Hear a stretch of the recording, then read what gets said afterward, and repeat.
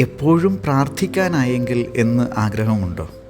അങ്ങനെ എപ്പോഴും പ്രാർത്ഥിച്ചു കൊണ്ടിരുന്നാൽ ചെയ്യാനുള്ള ജോലിയൊക്കെ എപ്പോൾ ചെയ്യുമെന്ന ചോദ്യം സ്വാഭാവികമായും ഉയരും.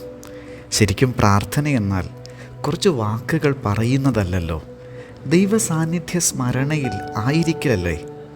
ആ സാന്നിധ്യം അനുഭവിച്ചുകൊണ്ട് ജോലി ചെയ്യാൻ കഴിയുമെങ്കിൽ അത് നന്നായിരിക്കില്ലേ?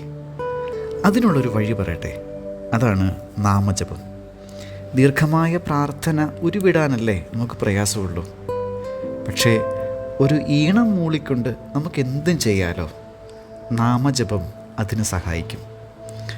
സിസ്റ്റർ റോസ് പുതുക്കാടൻ ആലപിച്ച യേശുനാമ ജപകീർത്തനങ്ങളാണ് ഇവിടെയുള്ളത്.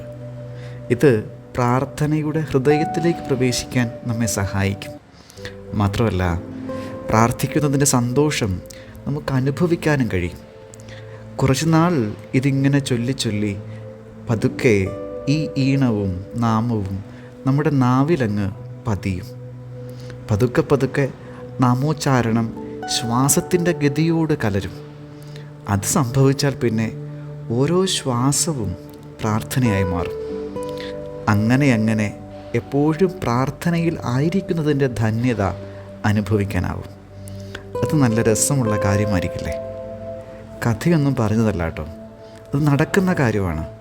കുറച്ച് സമയമെടുക്കുമെന്നേ ഉള്ളൂ. പക്ഷേ ഒരു കാര്യം ശ്രദ്ധിക്കണം, നാമജപം നടത്തുന്നത് സന്തോഷത്തോടെയാവണം, സ്നേഹത്തോടെയാവണം, ശ്രദ്ധയോടെയാവണം. അതിനുവേണ്ടി ചെയ്യാവുന്ന ഒരു കാര്യം കൂടി പറയട്ടെ. ചുണ്ടിൽ ഒരു ചിരിയുണ്ട് എന്ന് ഉറപ്പ് വരുത്താൻ ശ്രമിച്ചാൽ മതി. ഒരു ചെറുപുഞ്ചിരിയോടെ നാമജപം നടത്തുമ്പോൾ ഉരുവിടുന്ന വാക്കിൽ നമുക്ക് ശ്രദ്ധയുണ്ടാവും, ഉള്ളിൽ സന്തോഷമുണ്ടാവും. യേശുനാമം ഉച്ചരിക്കുന്നതിൻ്റെ മധുരം അനുഭവിക്കാനാവും. ഒന്ന് ശ്രമിച്ചു നോക്കാലോ. തുടങ്ങാലേ? പതുക്കെ ഒന്ന് മിഴി പൂട്ടുക, ഒന്ന് നിവർന്നിരിക്കുക, ആഴത്തിൽ ഒരു തവണ ശ്വാസമെടുത്ത് സ്വസ്ഥമാവുക.